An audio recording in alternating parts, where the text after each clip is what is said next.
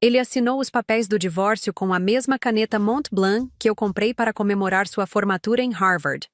O som da caneta deslizando sobre o papel ecoou pela sala do advogado como um tiro. Rafael nem sequer olhou para mim enquanto rabiscava sua assinatura com a mesma precisão que usava para resolver questões complexas de economia internacional. Aquela caneta havia custado R$ 450, quase metade do meu salário como secretária na época. Meu nome é Nayara, tenho 28 anos, e por 2 anos vivi como 3 pessoas diferentes. De manhã, era secretária em um escritório de advocacia no centro de São Paulo. Chegava às 7 da manhã, organizava agendas, atendia telefones e sorria para clientes que ganhavam em um mês o que eu não via em um ano. Às 15 horas, corria para o shopping Aricanduva, onde trabalhava como atendente em uma loja de roupas femininas até às 22. Meus pés inchavam dentro dos sapatos baratos, mas eu continuava sorrindo, dobrando peças, organizando araras. Quando o shopping fechava, eu pegava 2 ônibus até o centro, onde fazia a limpeza de um prédio comercial das 23 às 5 da manhã. Dormia 4 horas por dia, quando muito. Minhas mãos ficaram ásperas de tanto produto de limpeza. Meus sonhos de fazer minha própria faculdade de administração foram guardados numa gaveta empoeirada do nosso apartamento de 2 cômodos na Zona Leste, e meu corpo gritava de cansaço a cada movimento. Tinha dias que eu chorava no banheiro da loja, mordendo um lenço para não fazer barulho. Tinha noites que desabava no chão do escritório que limpava, apenas por 5 minutos, tentando encontrar forças para continuar. Mas tudo valia a pena. Rafael, meu marido, havia sido aceito em Harvard para um MBA executivo. O sonho dele era meu sonho. Pelo menos era isso que eu repetia para mim mesma quando o despertador tocava às 5:30 da manhã. Ele havia se formado em economia pela USP com distinção, mas dizia que precisava do reconhecimento internacional para realmente decolar na carreira. Harvard abre todas as portas, ele repetia, folheando revistas de negócios enquanto eu passava suas camisas antes de sair para o primeiro trabalho. R$ 800 mil em 2 anos. Uma fortuna que parecia impossível para uma garota que cresceu dividindo quarto com 2 irmãs em Cidade Tiradentes. Minha mãe trabalhava como diarista. Meu pai era pedreiro até sofrer um acidente que o deixou com a coluna comprometida. O dinheiro que eles ganhavam mal dava para o básico. Quando meu pai morreu de um infarto aos 52 anos, deixou apenas um Corsa 2003 que rodava a cidade inteira fazendo corridas de aplicativo nos fins de semana para complementar a renda. Vendi o carro que meu pai me deixou de herança por R$ 12 mil. Lembro do dia que assinei os papéis na concessionária. Minhas mãos tremiam. Aquele carro representava as madrugadas que meu pai passou trabalhando, o cheiro de tinta e cimento que sempre trazia nas roupas, os domingos que passamos juntos lavando e encerrando a lataria. Esse carro vai te dar independência, filha, ele dizia. Eu estava usando essa independência para financiar a independência de outro. Peguei empréstimos no meu nome em 3 bancos diferentes. 2 mil no Banco do Brasil, 5 mil na Caixa, 3 mil no Bradesco. As taxas de juros eram abusivas para quem ganhava pouco e não tinha garantias sólidas, mas eu assinei mesmo assim. Cada parcela comprometia quase 60% da minha renda. Passei a viver com o mínimo absoluto: pão e margarina no café, arroz e feijão no almoço, miojo na janta. Emagreci 8 quilos em 6 meses.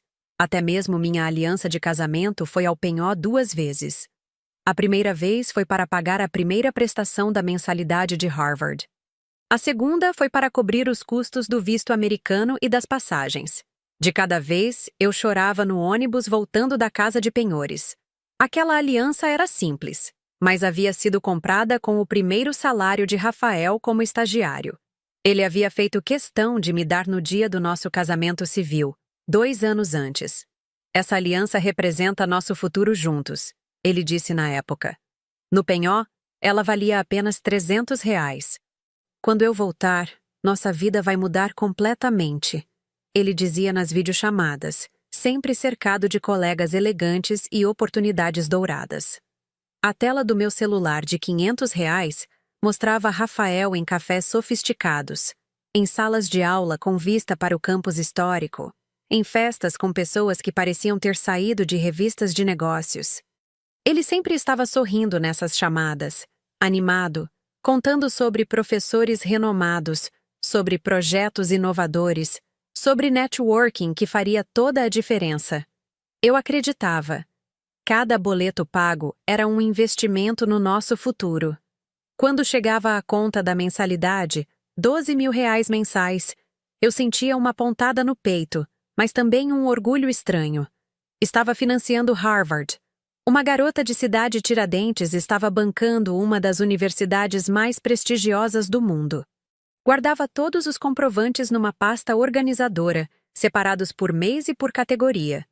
Mensalidade, moradia, alimentação, material didático, seguro-saúde.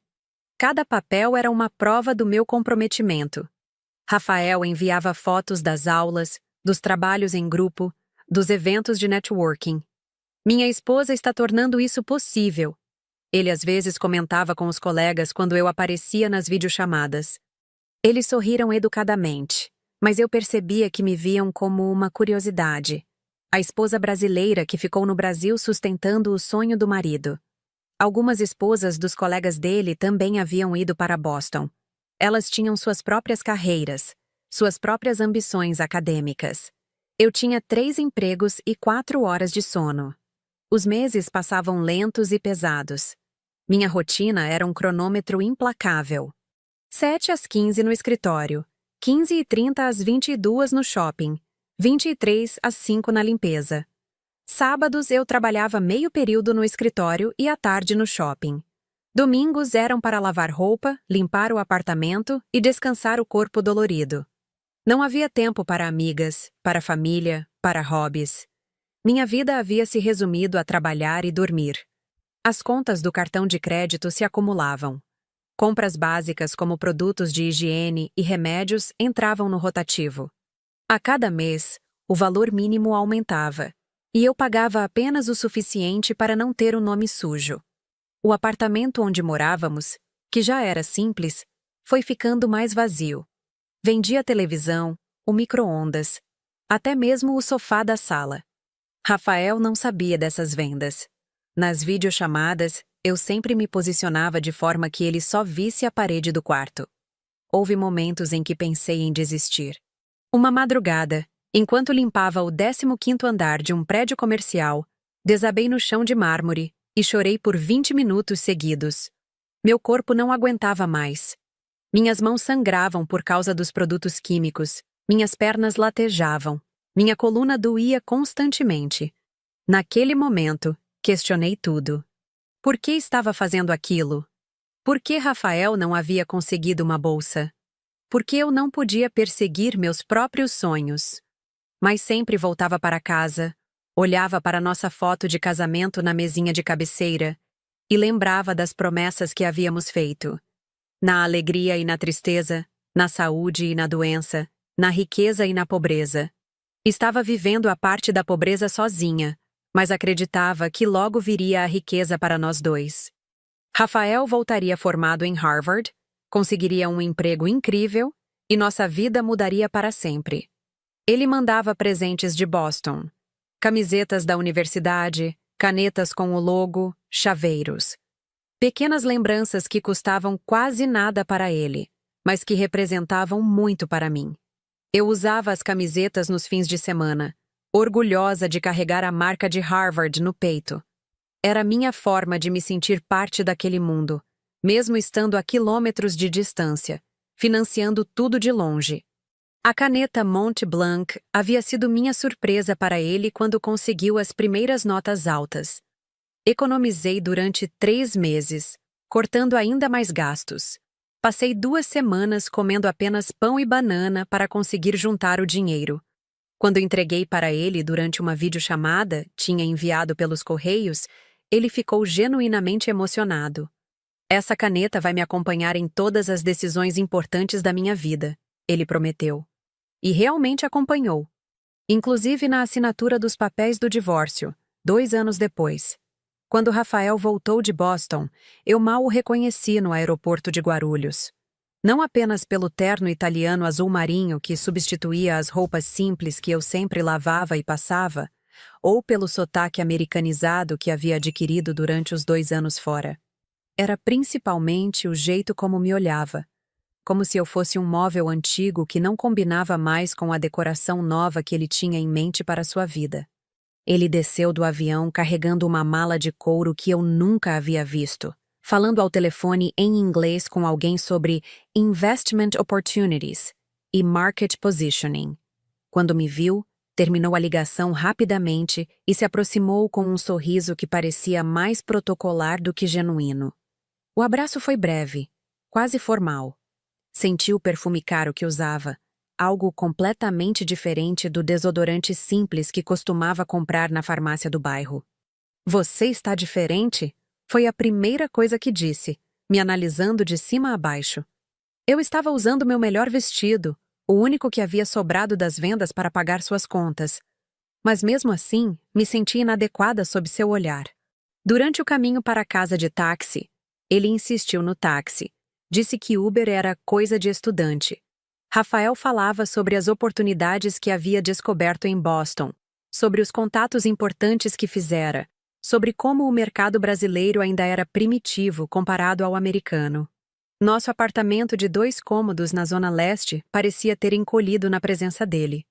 Rafael olhava ao redor com uma expressão que misturava nostalgia e constrangimento, como se estivesse visitando um museu da própria pobreza.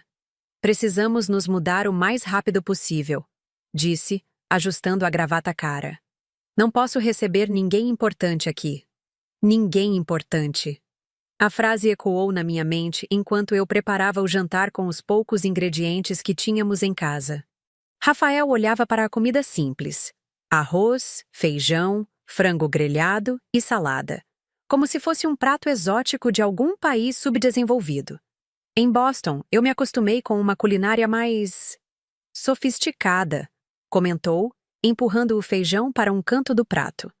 As primeiras semanas foram um período de adaptação estranha. Rafael dormia até tarde. Dizia que ainda estava ajustando o jet lag, enquanto eu continuava acordando às 5:30 para ir trabalhar. Ele passava as manhãs no notebook, enviando currículos para multinacionais e participando de entrevistas online. À tarde, saía para networking, encontros em cafés caros do centro da cidade que eu nunca poderia frequentar. Eu continuava trabalhando nos 3 empregos. Minha rotina permanecia a mesma: escritório de manhã, loja no shopping à tarde, limpeza à noite. Rafael não perguntava sobre meu cansaço, sobre como estava conseguindo manter tudo funcionando. Parecia assumir que isso era um natural, que eu havia nascido para sustentar a casa enquanto ele se posicionava no mercado. "Você ainda está trabalhando nesses 3 lugares?" perguntou numa quinta-feira, quase como se fosse uma curiosidade antropológica. Eu estava chegando em casa da limpeza, às 5:15 da manhã, e ele estava acordado, mexendo no notebook. "Sim, preciso continuar até você conseguir um emprego", respondi, tirando os sapatos que machucavam meus pés inchados. Ele balançou a cabeça com uma expressão de quem não entendia por que eu ainda não havia evoluído junto com ele. As entrevistas começaram a render frutos. Rafael recebia ligações de headhunters, participava de processos seletivos em empresas que eu conhecia apenas pelos nomes nos jornais. Quando falava sobre essas oportunidades, seus olhos brilhavam da mesma forma que brilhavam quando me contava sobre Harvard nas videochamadas. Mas agora havia algo diferente no brilho, uma ambição que parecia não incluir mais nossa vida anterior. "Nayara, precisamos conversar sobre nosso futuro", disse ele numa sexta-feira à noite, ajustando a gravata cara que eu havia financiado com meses de trabalho triplo. Estava sentado no sofá que eu havia vendido e recomprado, uma versão mais barata, enquanto eu preparava um sanduíche simples para levar na bolsa para o trabalho da madrugada. Algo no tom da voz dele me fez parar de cortar o pão. Ele se levantou, caminhou até a janela do pequeno apartamento e ficou olhando para a rua movimentada do bairro popular onde morávamos. "Você entende que minha posição agora exige um certo..." Padrão social, né? Começou, sem me encarar diretamente. Eu preciso de alguém que possa me acompanhar em jantares executivos, que saiba se portar em eventos corporativos, que converse sobre arte, política internacional, economia global. Senti meu estômago se contraindo. Eu posso aprender essas coisas, respondi, tentando manter a voz firme. Sempre quis estudar. Você sabe disso. Agora que você voltou, posso pensar em fazer minha faculdade também. Rafael riu. Não um riso maldoso, mas um riso de quem ouve uma criança dizendo que quer ser astronauta. Nayara, você tem 28 anos. Seria uma caloura numa turma de garotos de 18. Além do mais, faculdade no Brasil não tem o mesmo peso que um MBA em Harvard. Você entende a diferença, né? As palavras que vieram depois cortaram mais fundo que qualquer lâmina. Uma mulher sem estudo não me representa mais nessa nova fase da minha carreira. Você foi importante, muito importante, mas agora somos pessoas diferentes. Eu evoluí e você... Ele não terminou a frase, mas eu entendi perfeitamente. Eu havia permanecido a mesma garota de Cidade Tiradentes que ele conheceu na faculdade, trabalhando 3 empregos, sem diploma, sem sofisticação. Ele havia se tornado um executivo internacional, pronto para frequentar círculos sociais que exigiam um tipo de companheira que eu nunca poderia ser. Mas eu que financiei tudo isso, murmurei, mais para mim mesma do que para ele.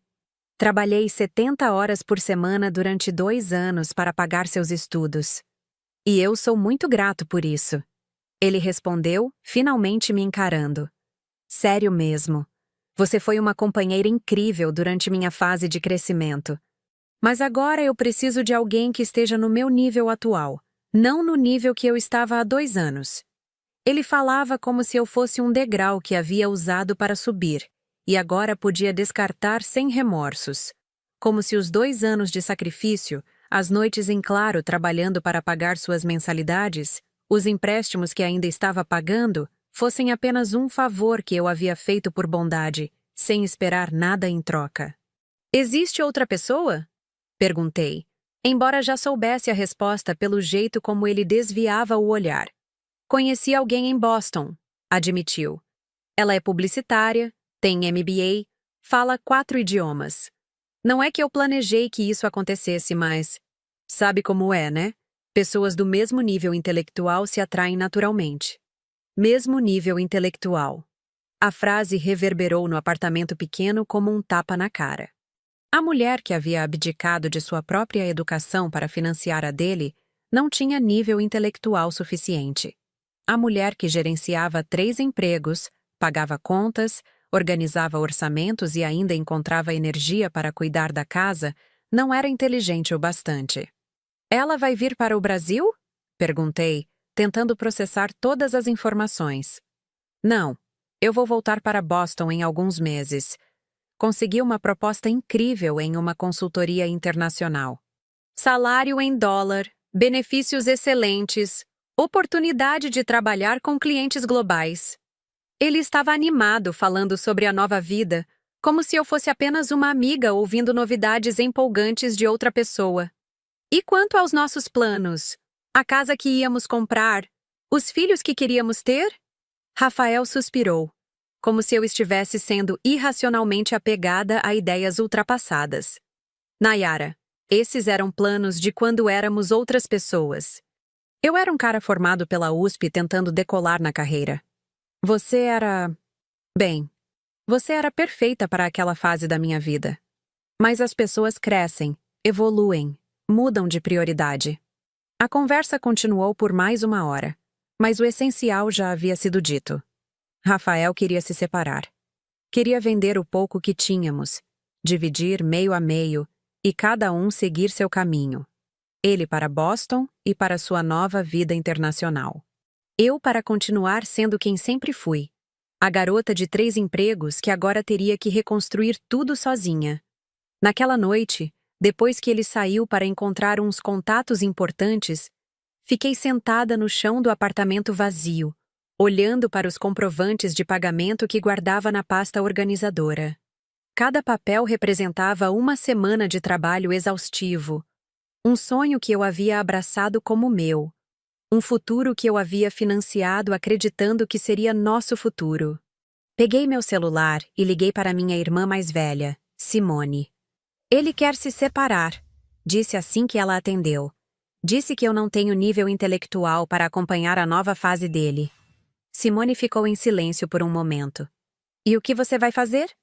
Olhei novamente para a pasta com todos os comprovantes. Ainda não sei, respondi. Mas uma coisa eu tenho certeza.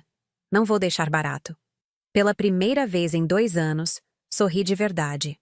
As semanas seguintes foram um período estranho de convivência forçada. Rafael continuava morando no apartamento enquanto organizava os detalhes de sua mudança para Boston, e eu mantinha minha rotina de 3 empregos como se nada tivesse mudado. Mas tudo havia mudado. Cada conversa era carregada de uma tensão não dita. Cada silêncio revelava o abismo que se abriu entre nós. Ele começou a receber a publicitária de Boston para videochamadas românticas. Eu ouvia as risadas melodiosas dela através da parede fina do quarto. Isabela era o nome. Formada em publicidade pela Columbia, especialização em marketing digital em Londres, fluente em inglês, francês, espanhol e alemão.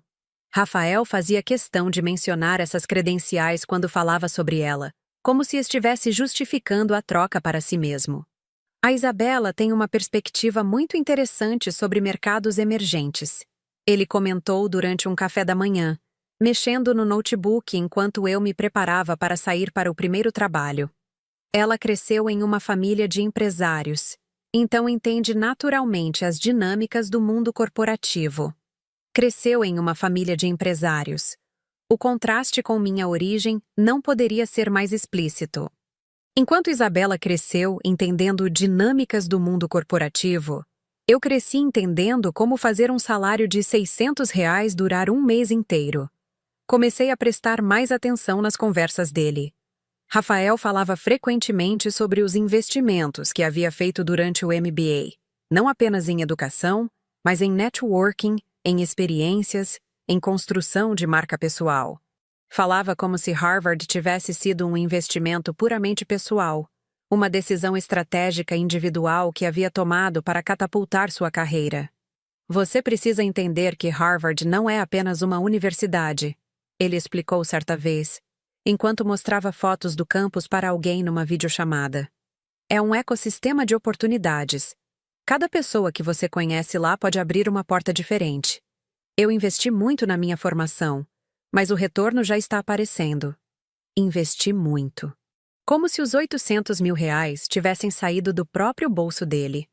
Como se eu não tivesse trabalhado 70 horas por semana durante 2 anos para tornar esse investimento possível.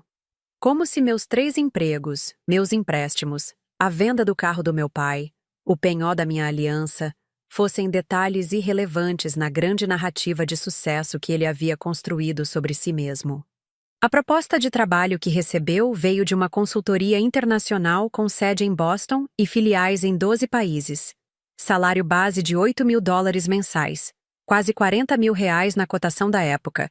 Mais bônus por performance, plano de saúde premium, auxílio moradia e oportunidades de promoção acelerada. Era exatamente o tipo de oportunidade que Harvard prometia entregar e havia entregado. É inacreditável como o MBA abre portas. Ele comentou após assinar o contrato, guardando os papéis na pasta executiva que havia comprado. O investimento se paga sozinho em menos de 2 anos. O investimento se paga sozinho. Para ele. Para quem realmente havia investido, o investimento continuava sendo pago em prestações mensais de empréstimos com juros abusivos. Decidi conversar com minha irmã Simone, que trabalhava como auxiliar administrativa em um escritório de advocacia na Liberdade. Ela sempre foi a mais prática entre nós 3, a que conseguia enxergar soluções onde eu via apenas problemas. Marquei de encontrar com ela num domingo à tarde, no pequeno apartamento onde morava com o marido e 2 filhos. Deixa eu entender direito, disse Simone, depois que contei toda a situação. Você pagou integralmente a faculdade dele. Ele volta formado, consegue um emprego incrível e agora quer se separar, porque você não tem nível intelectual para acompanhar o sucesso que você mesma financiou? É basicamente isso, confirmei, mexendo no café que ela havia servido. E ele acha que pode simplesmente vender os móveis, dividir meio a meio e seguir a vida como se vocês fossem apenas colegas de apartamento que decidiram não morar mais juntos? Parece que sim. Simone ficou em silêncio por alguns minutos, olhando pela janela do apartamento. Nayara, você tem todos os comprovantes de pagamento da faculdade dele? Tenho tudo. Guardei cada recibo, cada transferência, cada comprovante de empréstimo. Por quê? Porque eu trabalho num escritório de advocacia há 5 anos. E uma coisa eu aprendi. Quando existe dinheiro envolvido, existe direito envolvido.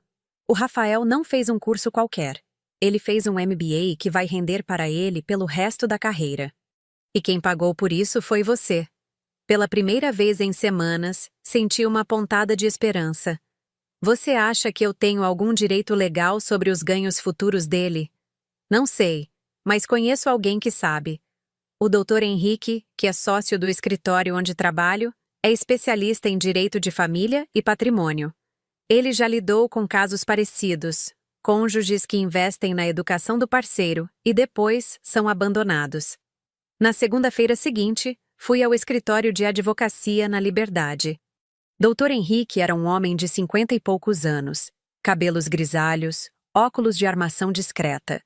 Tinha uma forma calma e objetiva de falar que transmitia confiança. Levei comigo a pasta com todos os comprovantes organizados cronologicamente. Ele analisou cada documento com atenção meticulosa. Comprovantes de transferências bancárias, recibos de pagamento de mensalidades, extratos dos empréstimos que peguei, até mesmo as fotos que tirei das vezes que penhorei minha aliança. Tudo estava ali, documentado com a precisão de quem sabia que cada centavo era importante. Senhora Nayara, disse ele após terminar de examinar os papéis. Este é um caso clássico de enriquecimento sem causa. Durante 2 anos, a senhora investiu integralmente na qualificação profissional de seu marido. Esse investimento resultou em uma capacitação que ele levará para o resto da vida, gerando ganhos futuros consideráveis. Mas nós somos casados. Isso não torna o investimento conjunto? Sim e não. Vocês são casados pelo regime de comunhão parcial, correto? Confirmei com a cabeça. Isso significa que bens adquiridos durante o casamento são comuns. Mas aqui temos uma situação diferente.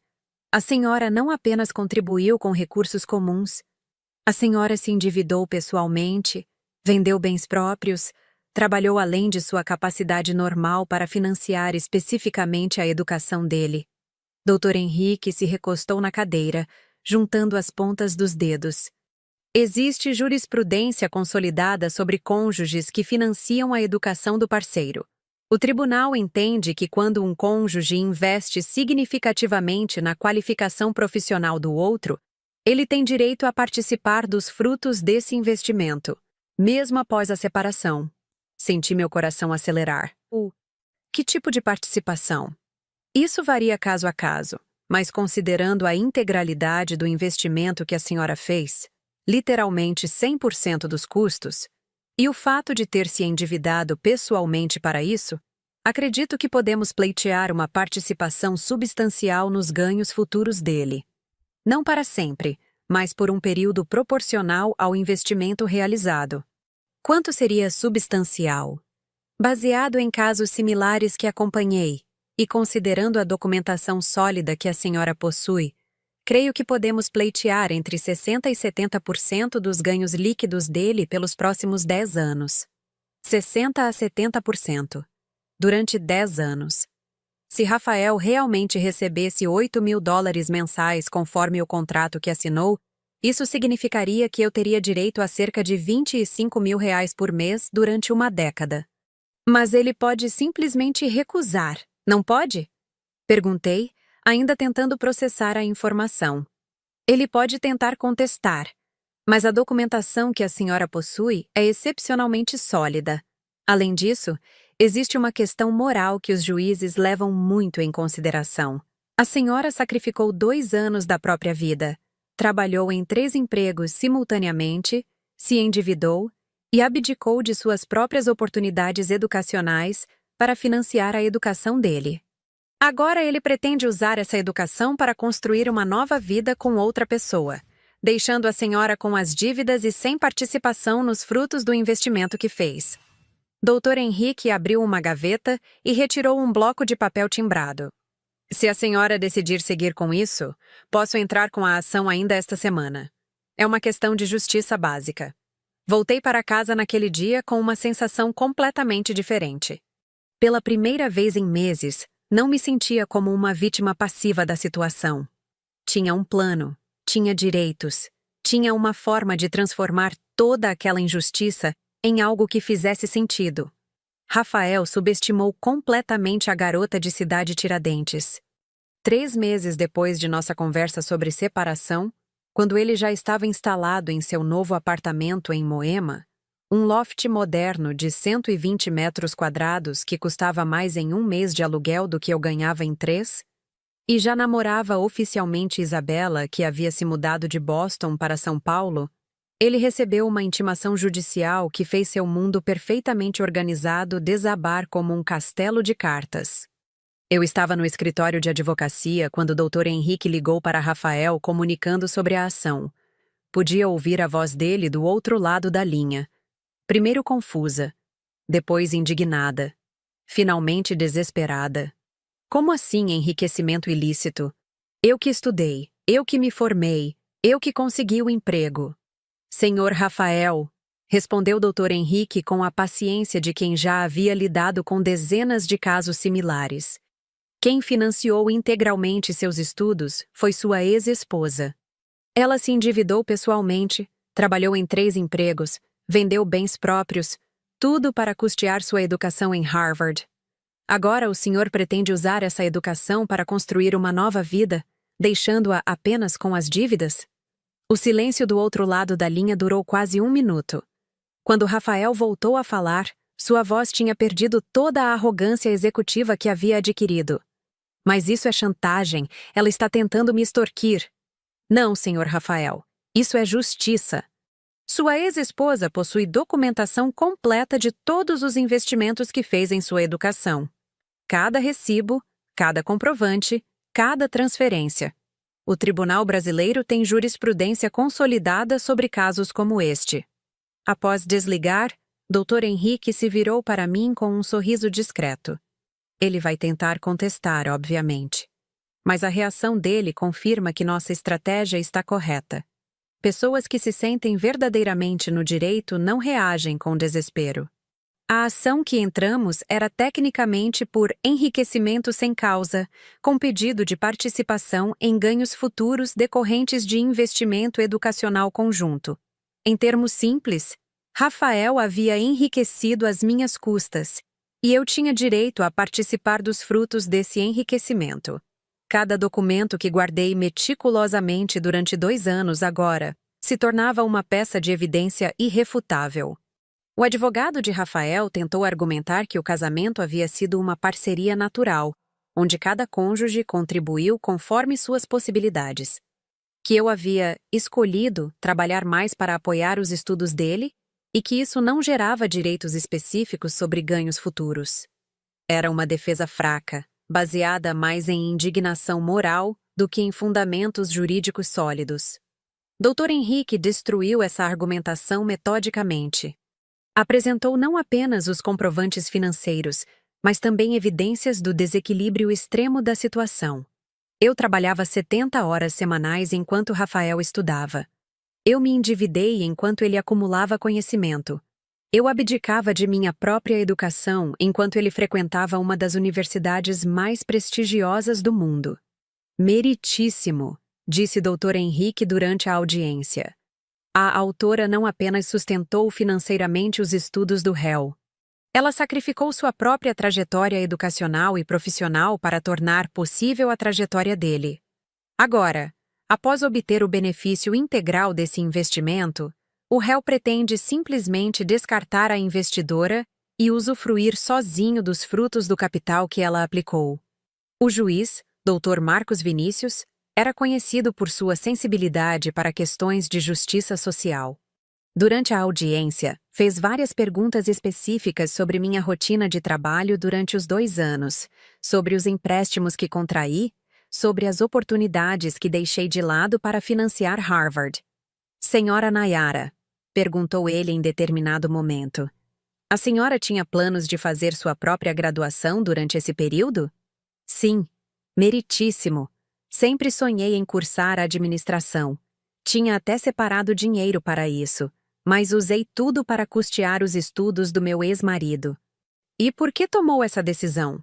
Porque acreditava que estávamos investindo no nosso futuro conjunto, meritíssimo. Pensava que quando ele se formasse, eu também teria a oportunidade de estudar. O advogado de Rafael tentou interromper, argumentando que minhas escolhas haviam sido livres e espontâneas. O juiz o cortou com um olhar severo. Doutor, a liberdade de escolha não elimina o direito à compensação quando essa escolha gera enriquecimento para uma parte e empobrecimento para outra. A decisão saiu 3 semanas depois. O juiz foi cristalino em seus fundamentos.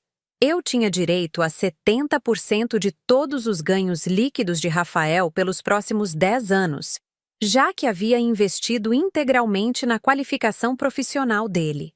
Não apenas as mensalidades de Harvard, mas também moradia, alimentação, material didático, seguro-saúde. Tudo que permitiu que ele se dedicasse exclusivamente aos estudos. O investimento realizado pela autora, escreveu o juiz na sentença, transcendeu a mera contribuição financeira. Configurou um projeto de vida conjunto, onde uma das partes abdicou de suas próprias oportunidades para viabilizar as oportunidades da outra. O enriquecimento do réu está diretamente vinculado ao empobrecimento da autora, caracterizando enriquecimento sem causa que deve ser reparado. 70%, durante 10 anos. Rafael foi contratado pela consultoria internacional exatamente como planejado, com salário inicial de $8.000 mensais, cerca de R$ 40.000 na época. 70% disso significavam R$ 28.000 mensais vindos diretamente para minha conta. Quando a decisão transitou em julgado, liguei para Rafael. Não por vingança, mas por uma necessidade estranha de fechar aquele ciclo com dignidade. Alô? Ele atendeu com a voz cansada. Oi, Rafael. Sou eu. Silêncio. Só queria que você soubesse que não fiz isso por maldade, disse. Fiz por justiça.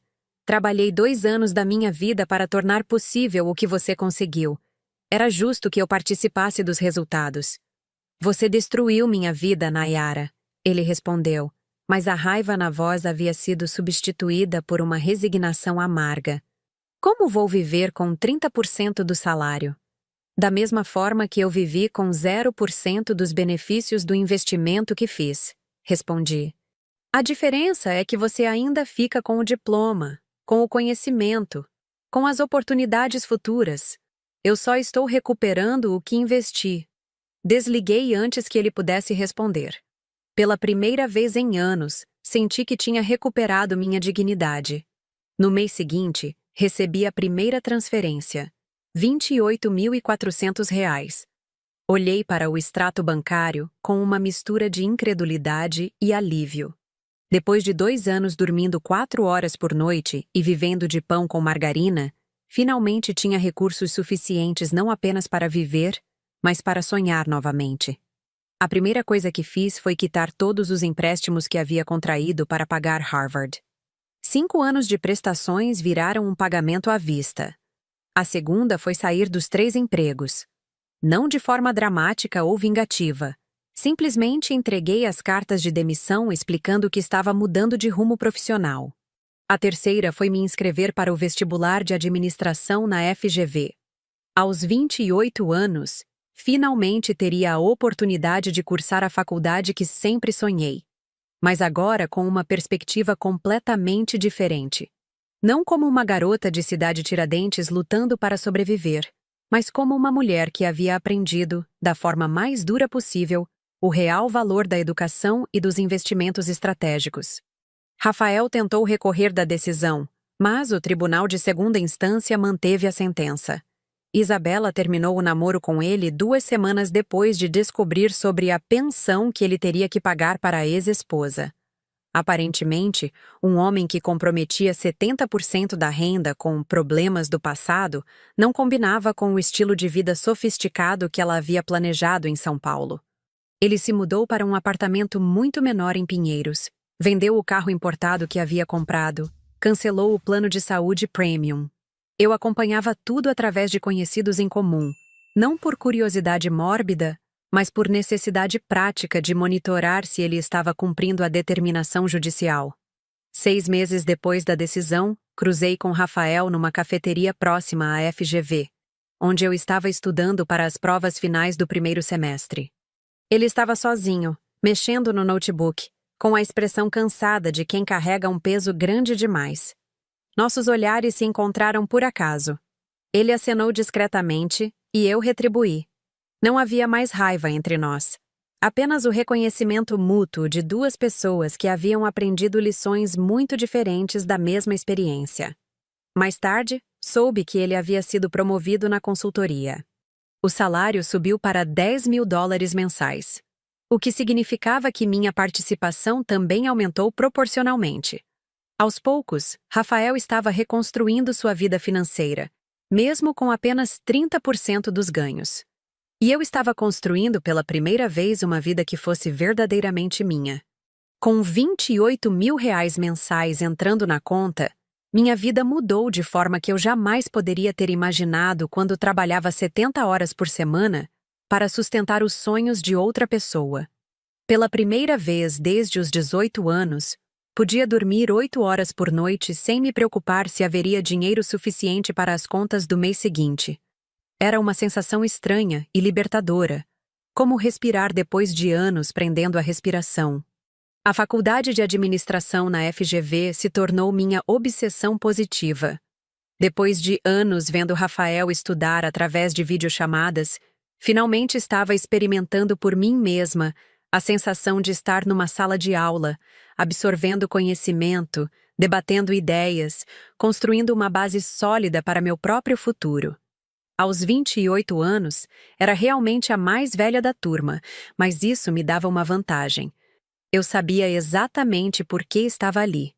Enquanto meus colegas de classe frequentemente faltavam aulas ou entregavam trabalhos de última hora, eu estava na primeira fila, fazendo anotações detalhadas, questionando professores, buscando entender não apenas o conteúdo teórico, mas como aplicá-lo no mundo real. Minha experiência trabalhando em 3 empregos simultaneamente havia me ensinado sobre gestão de tempo, eficiência operacional e resistência sob pressão, conceitos que muitos colegas ainda estavam aprendendo na teoria. No segundo semestre, comecei a aplicar os R$28.000 mensais de forma estratégica. Não gastei em luxos ou tentativas de imitar o estilo de vida que Rafael havia desenvolvido. Em vez disso, comecei a investir. Comprei ações de empresas sólidas, apliquei em fundos imobiliários, diversifiquei em renda fixa. Cada real que recebia de Rafael era reinvestido para construir um patrimônio que fosse verdadeiramente meu. Também comecei a estudar empreendedorismo. Uma das disciplinas optativas na FGV era Criação e Gestão de Startups, ministrada por um professor que havia fundado 3 empresas exitosas. Durante as aulas, comecei a desenvolver uma ideia que havia germinado durante meus anos de multitrabalhadora. A dificuldade que pessoas com múltiplos empregos tinham para organizar finanças pessoais e otimizar horários. Minha ideia era criar uma plataforma digital de consultoria financeira, voltada especificamente para trabalhadores de baixa renda com múltiplas fontes de renda. Algo que ajudasse pessoas como eu havia sido a organizar orçamentos, renegociar dívidas, encontrar oportunidades de investimento acessíveis e planejar objetivos financeiros de médio prazo. O professor ficou impressionado com a apresentação do projeto e me incentivou a participar de competições de empreendedorismo. Ganhei o primeiro lugar na competição interna da FGV com o projeto Financeiro Smart, uma plataforma que combinava educação financeira, organização de orçamentos e consultoria personalizada para trabalhadores de baixa e média renda. O prêmio incluía mentoria empresarial e um aporte inicial de R$ 50.000 para desenvolver a ideia. Com os recursos do prêmio mais meus investimentos mensais, consegui contratar um desenvolvedor freelancer para criar a primeira versão da plataforma. Utilizei minha própria experiência como estudo de caso. Alguém que havia gerenciado 3 salários diferentes, múltiplos empréstimos, objetivos de poupança específicos, tudo com recursos limitados e tempo escasso. A plataforma começou a ganhar tração rapidamente. Em 6 meses, tinha 2.000 usuários cadastrados. Em 1 ano, eram 15.000. Pessoas que trabalhavam como motoristas de aplicativo, vendedores ambulantes, diaristas, seguranças, todos encontrando na Financeiro Smart ferramentas práticas para organizar suas vidas financeiras de forma que nunca haviam conseguido antes. Rafael acompanhava meu progresso através de conhecidos em comum. Soube que ele havia comentado com alguém. A Nayara sempre foi inteligente, só não tinha oportunidades. Era uma observação que me incomodava e me motivava ao mesmo tempo. Eu sempre havia sido inteligente, mas ele só conseguia reconhecer isso agora que eu estava construindo algo que ele podia compreender e valorizar.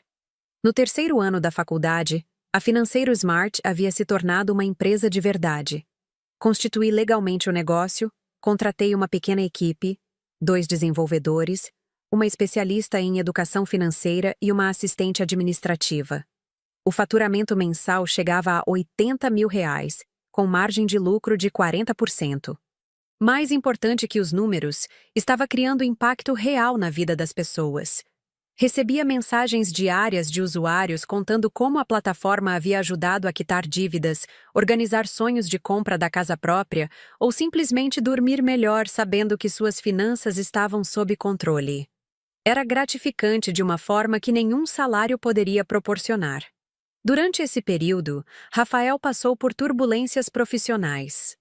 A consultoria internacional onde trabalhava enfrentou uma reestruturação global, e ele foi demitido junto com outros 20 funcionários.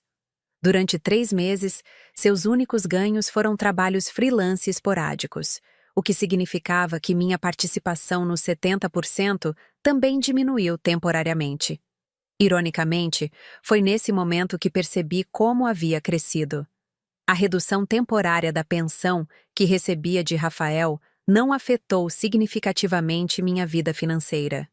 A Financeiro Smart estava gerando renda suficiente para manter meu padrão de vida, meus investimentos estavam rendendo de forma consistente, e eu havia desenvolvido múltiplas fontes de renda, exatamente o que minha plataforma ensinava aos usuários. Rafael conseguiu se recolocar no mercado 4 meses depois, em uma empresa menor com salário inferior ao anterior. $6.000 mensais em vez de 10.000. Mas para mim, já não fazia diferença. Minha renda principal não vinha mais dos 70% dos ganhos dele, mas dos negócios que havia construído com esse recurso inicial. No último ano da faculdade, a Financeiro Smart chamou a atenção de investidores. Uma aceleradora de startups ofereceu um aporte de R$ 2 milhões em troca de 20% da empresa. Era uma validação externa de que a ideia que havia nascido da minha experiência pessoal tinha potencial de crescimento muito além do que eu havia imaginado inicialmente. Aceitei o investimento e usei os recursos para expandir a equipe e desenvolver novas funcionalidades da plataforma. Contratei um diretor financeiro com MBA, uma especialista em marketing digital, 3 desenvolvedores seniores e uma equipe de atendimento ao cliente. Em 18 meses, a Financeiro Smart tinha 100.000 usuários ativos e faturamento mensal de R$ 500.000. Durante a formatura na FGV, olhei para a plateia e vi minha mãe e minhas 2 irmãs me aplaudindo. Minha mãe chorava. Ela que havia trabalhado como diarista a vida inteira para sustentar 3 filhas sozinha, agora via uma delas se formando numa das melhores faculdades do país. Seu pai estaria orgulhoso. Ela me disse depois, segurando minhas mãos ásperas que finalmente haviam se tornado macias novamente. Rafael não estava na formatura, obviamente, mas soube através de amigos em comum que ele havia comentado sobre meu sucesso empresarial. Ela conseguiu construir em 4 anos o que eu levei uma década tentando construir, teria dito. Era uma admissão indireta de que talvez meu nível intelectual sempre tivesse sido suficiente. Eu apenas não havia tido as oportunidades que ele teve. No final do 4º ano da faculdade, a Financeiro Smart foi avaliada em 50 milhões de reais.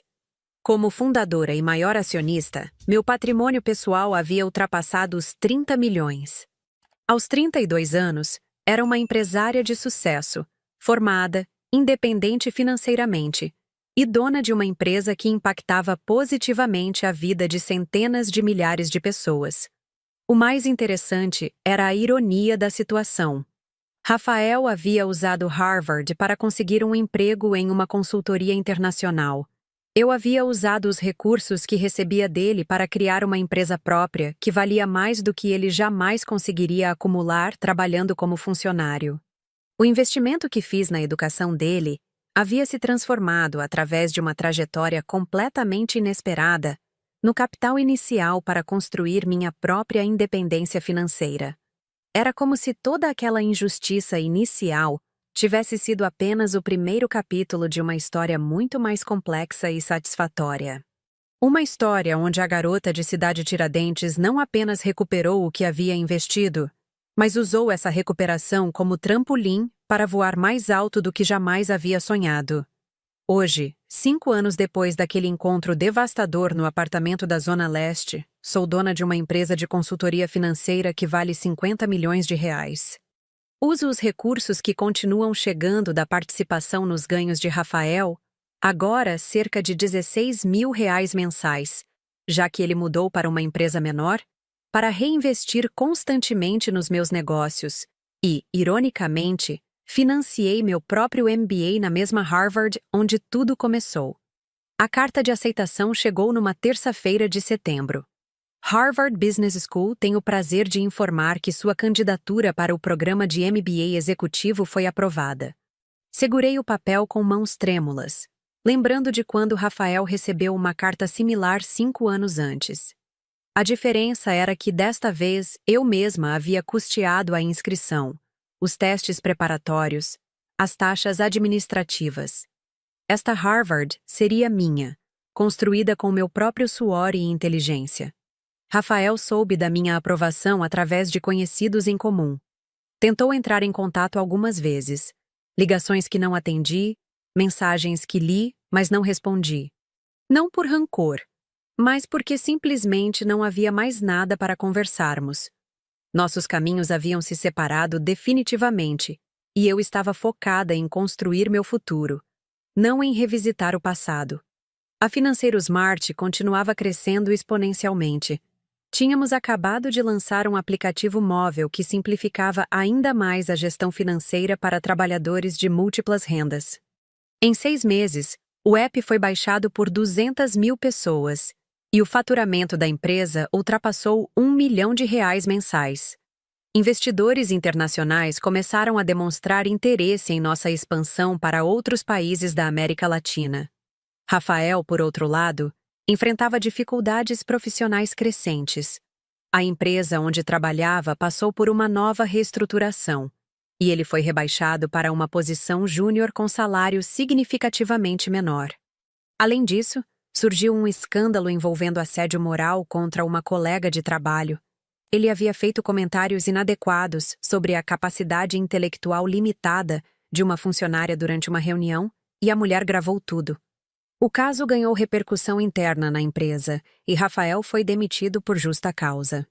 O escândalo se espalhou pelo mercado financeiro de São Paulo, um círculo relativamente pequeno onde todos se conhecem, e ele ficou praticamente impossibilitado de conseguir posições em empresas de grande porte. Aos 35 anos, com MBA em Harvard, estava reduzido a trabalhos freelance esporádicos. Ontem, numa quinta-feira chuvosa de março, aconteceu algo que jamais imaginei que me causaria tanta satisfação silenciosa.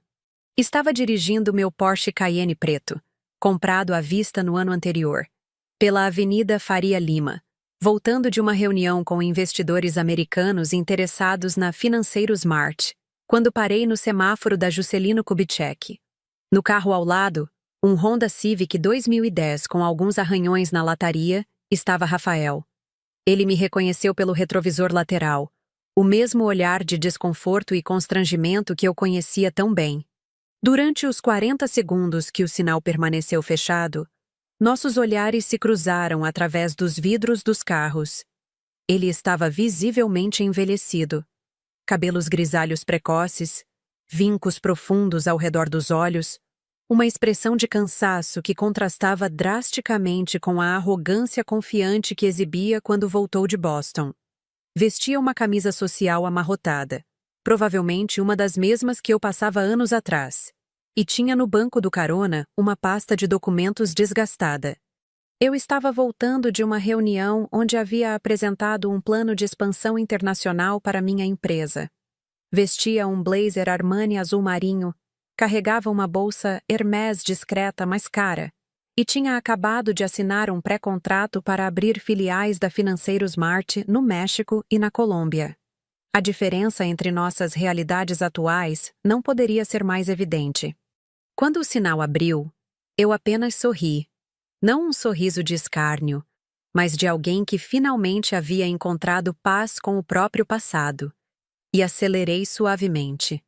Pelo retrovisor, vi Rafael permanecer parado alguns segundos extras, mesmo com o sinal verde, como se estivesse processando toda a ironia da situação. Afinal, mulheres sem estudo não param para conversar com ex-maridos que um dia disseram que elas não tinham nível intelectual suficiente para acompanhar suas ambições.